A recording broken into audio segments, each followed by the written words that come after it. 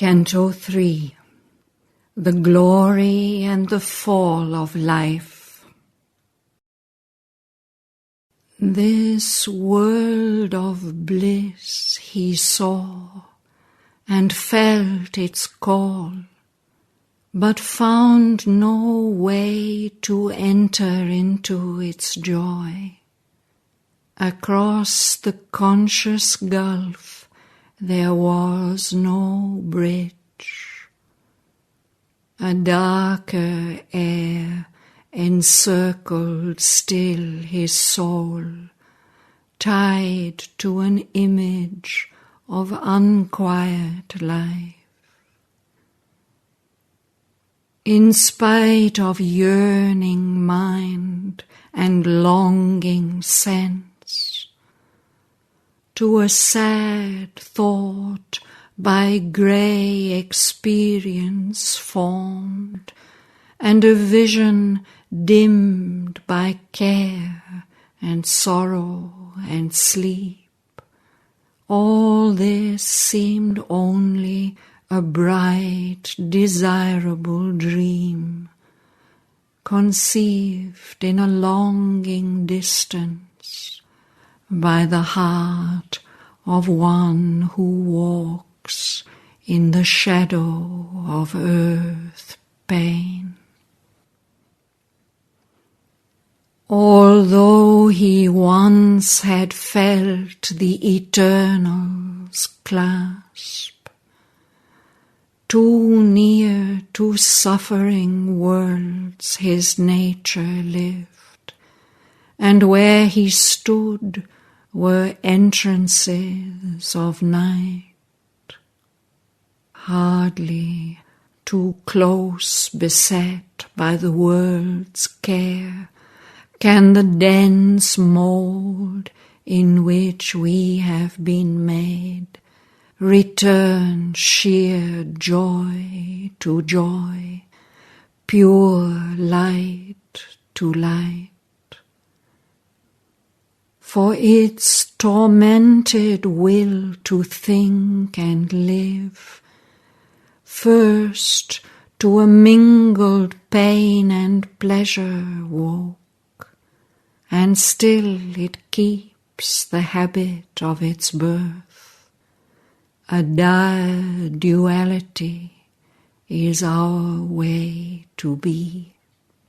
In the crude beginnings of this mortal world, life was not, nor mind's play, nor heart's desire. When earth was built in the unconscious void, and nothing was save a material scene, identified with sea and sky and stone, her young gods yearned for the release of souls asleep in objects, vague, inanimate. In that desolate grandeur, in that beauty bare, in the deaf stillness, mid the unheeded sounds, heavy was the uncommunicated load of Godhead in a world that had no needs. For none was there to feel or to receive. This solid mass, which brooked no throb of sense, could not contain their vast creative urge. Immersed no more in matter's harmony, the spirit lost its statuesque repose. In the uncaring trance, it groped for sight, passioned for the movements of a conscious heart, famishing for speech and thought and joy and love, in the dumb, insensitive, wheeling day and night, hungered for the beat of yearning and response. The poised inconscience, shaken with a touch, the intuitive silence, trembling with a name, they cried to life to invade the senseless mould, and in brute forms awake divinity. Her voice was heard on the mute rolling globe. A murmur moaned in the unlistening void. A being seemed to breathe where once was none.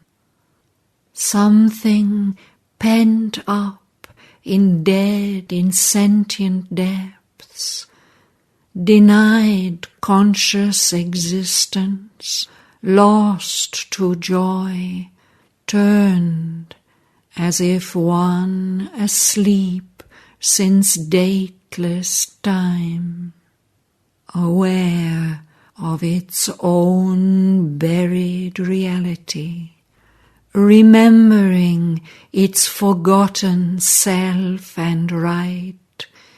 It yearned to know, to aspire, to enjoy, to live. Life heard the call and left her native light, overflowing from her bright, magnificent plain on the rigid coil and sprawl of mortal space.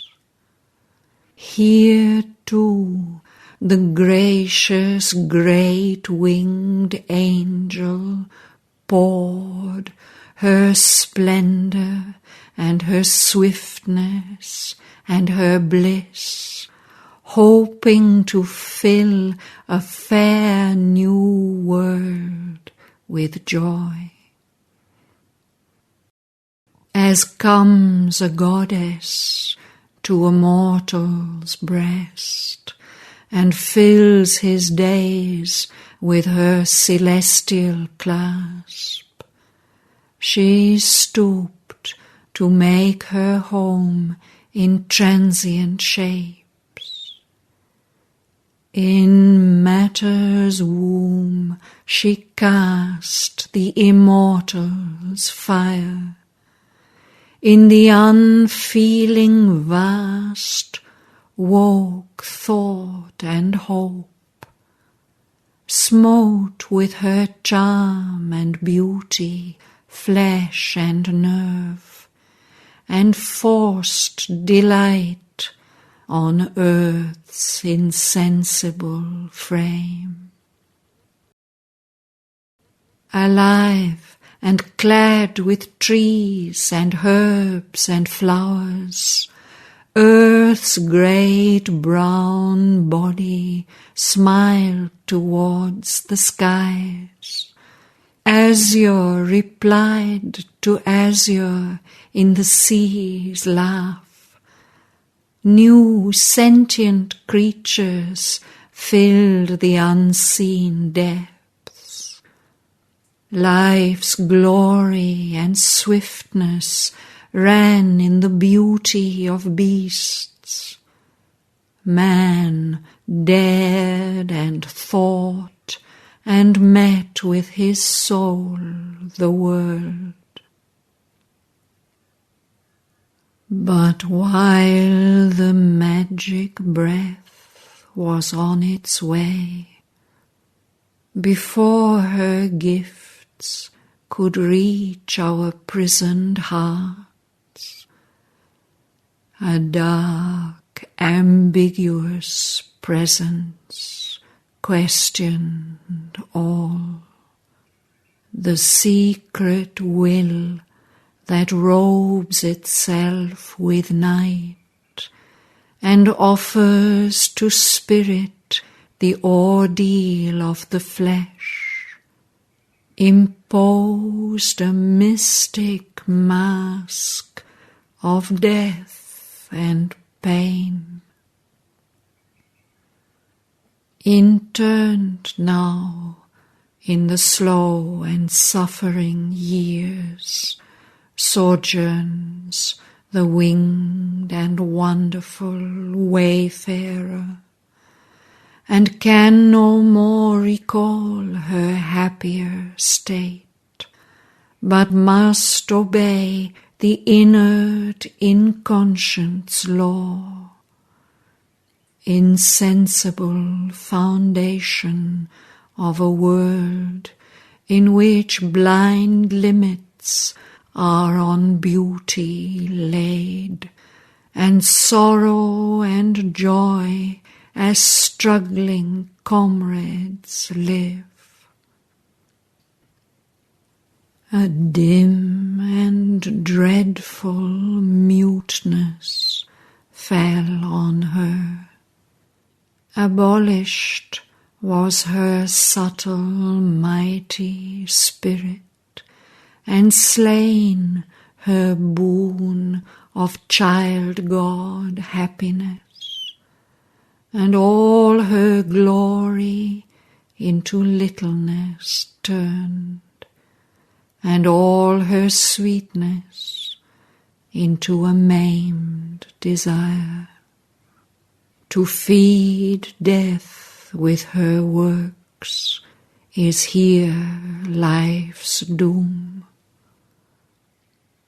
So veiled was her immortality that she seemed inflicting consciousness on unconscious things, an episode in an eternal death, a myth of being that must forever cease.